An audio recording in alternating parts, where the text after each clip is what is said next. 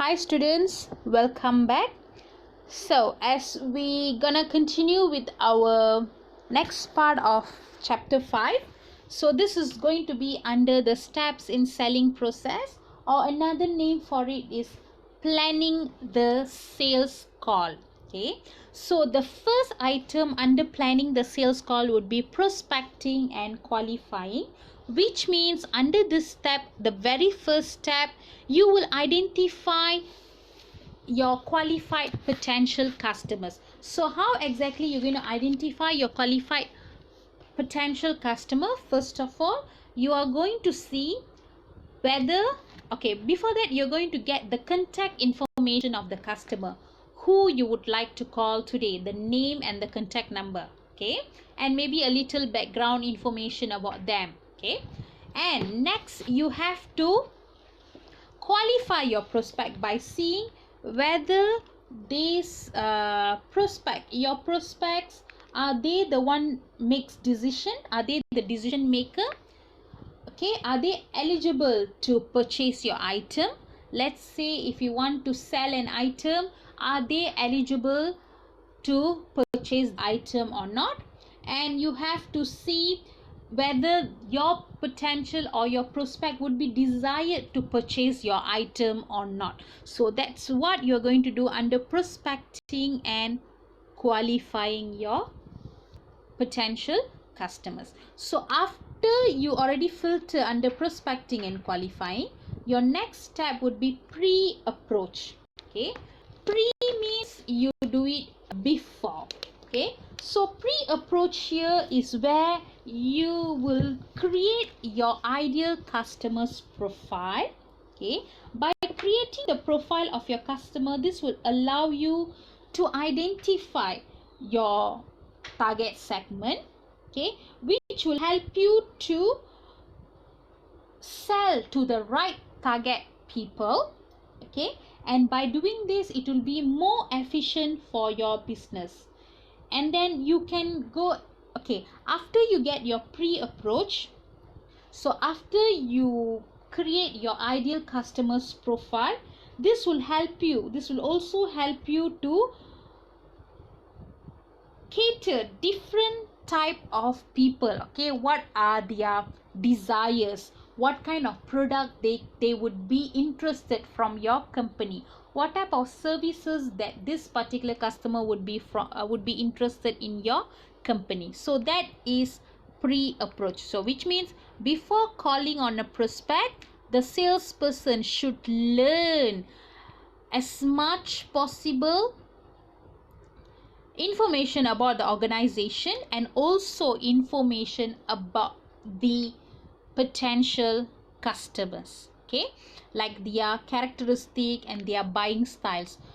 Does customer like high-end products? Do they always spend on expensive perfumes if you're a perfume seller, or do they just spend on normal rate perfumes? So you have to do your ideal customer's profile check.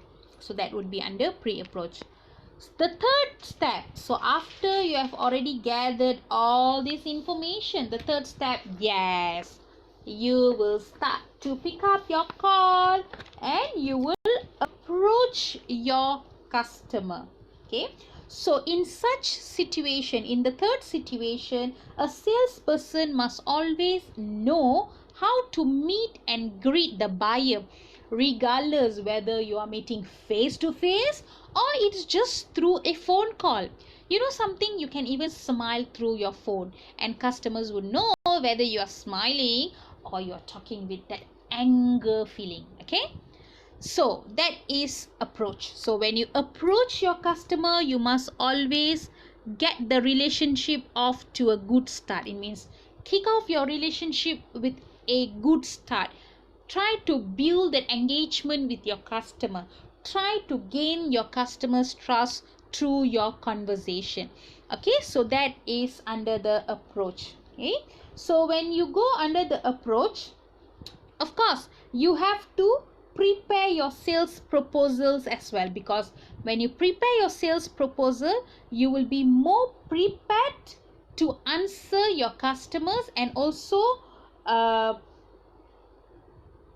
and also you will know in and out about your product, okay, which will be helpful for you to give effective solution to your customer's issue.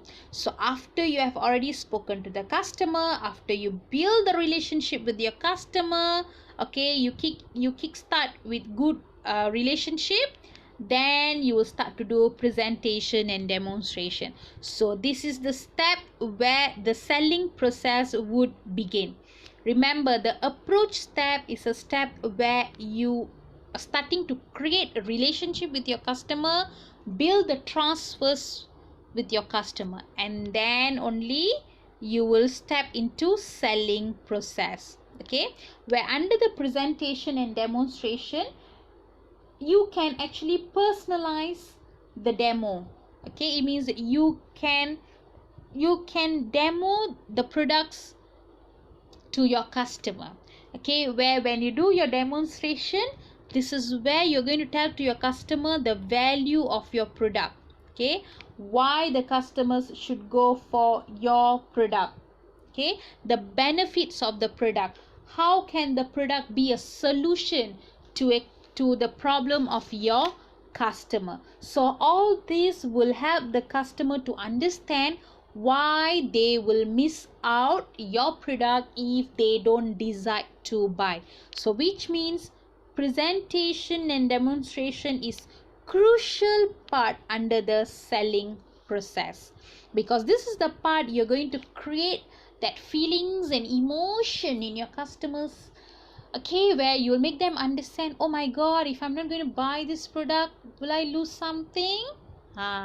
So when you actually get customer to think of this, it means your presentation and demonstration is on track, okay. So that's the fourth step. Let's look into the fifth step. So let's recall first. The first step is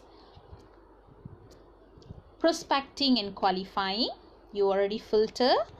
Next is pre-approach. Before you make the calls, you get your customer's profile ready, your products information ready, and then you do your approach. Under your approach, you are going to build trust with your customer, you're going to build relationship, a simple relationship, okay, with your customer, okay, start it in a good manner, and then you start doing your presentation and demonstration, where you're going to talk the value of your product, the benefits, the solution, how your product could be a solution to the customer, and you'll make the customer understand why they should not miss your company's product. So when it comes to stage 5, you see there are tendencies for customer to say yes for your product or services, and it is also absolutely the rights of customer to say no for your product, okay. What will happen, of course, when customers say yes, you see, yahoo, we are so happy, okay, we are done, I've already closed one sale, that feelings is like priceless, okay. But how if customers say no, I don't think so, I want to go for your product at time being, or I feel your product is too expensive, or I think or I doubt your product can solve my problem. So when you have this kind of objections from your customer, how you're going to handle that situation is going to be under your handling objection. You see, this part not only will be useful for your business or in your marketing field, but it will also be useful in your personal life. Trust me, okay? When someone says no to you, you should know how to handle, okay? The first thing, try to identify first what is the concerns that arise in customer after the demonstration. What was the customer's gesture, okay, after the or during the demonstration. So after that, you find out what is exactly customers expecting for your product or services. If your customer is not purchasing your product, then you have to know why they are not going for it. Is your rights to know, but you have to put it in a very polite way, okay. And you have to create that sense in your customer the fear of missing out. Some customers might say, okay, I'm okay, but I don't think so I want to buy now. I'm not in the state of buying now. Maybe I would look into it.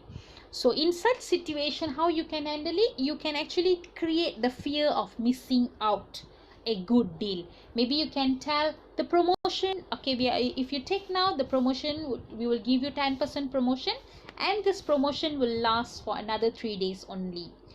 But of course, what you are saying must be something true lah. Don't mind bantai say like that. Okay. So that is fear of missing out. So after you already identify why exactly your customers like missing, why exactly your customer is like, forwarding, why your customers actually putting their steps back, then if let's say if the concern is about the price, then maybe you can offer some discounts according to your marketing method, which has been approved by your higher personnel. Okay, or you can answer whatever questions that your potential or your prospects ask about your solution, about your brand, about your prices, because when you clear the customer's doubt, there will be possibilities for the customers to reconsider your product, and they might even say yes thereafter. Because some customers normally, when they are confused about your product, about some elements of your product, okay, they immediately will say no, I don't want to go for it, because they are not clear what exactly your product can do for them, how valuable is your product. So you have to actually identify that part first. Okay, so that is handling objection. So after you handle the objection, then you go under closing. So closing is where you will limit the number of choices for your customer. Let's say you're selling phone to your customer, you limit the choice. Okay, miss, we only have the stock for black and silver, for example, because sometimes when you open your choices more, customers can go undecided and they can take more time for that. Oh, okay, never mind, I'll come back to you tomorrow after thinking which color I want. So in order to make it simple, and in order to get the customers to agree immediately, give them limited number of choice. Okay, and then ask any questions to help your prospect realize that they are more ready to buy than the first thought that they might have. Okay, so that is closing. So when you do your closing, of course you have to get your customers further details, their payment method, maybe if you want to delivery, their delivery address. So all this information you got to ask before you do the closing. And after you do the closing, you see, this is the most important part in any business, because by following up with your customer, you're showing to the customer that you are concerned about the product. You care even after they have already purchased your product.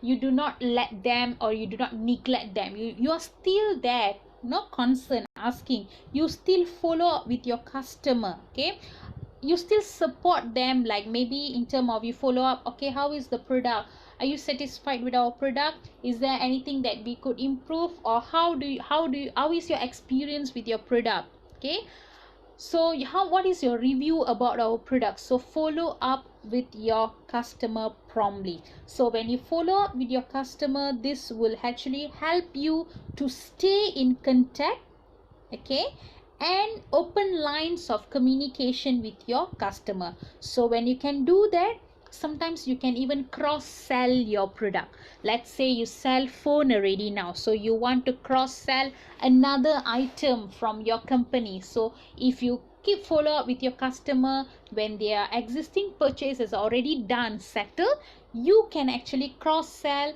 and you can suggest them another product of your company. By doing this, you can bring in more profit to your company. Okay, so those are the 7 steps in selling process, which is important for you to know all of the steps. Got it? Understand? Okay, so we're going to go back. Okay, so far we have already done prospect, What is prospect? The sources of prospect. And then we already looked at 7 steps in selling process, okay, or selling approach. Now let us look at sales reluctance. Okay, you see, many of us might have gone through this situation, or many sales people might have gone through this situation, which is reluctance to call. Okay, when you are in a sales line, when you are in a sales industry, when it comes to face sales, that's a different manner, where when it comes to face, somehow you have to answer your customers, somehow you have to communicate with your customer. But when it comes to a phone call, okay, when you want to make a phone call, it makes a huge difference, where we are going to look at this. What causes sales call reluctance?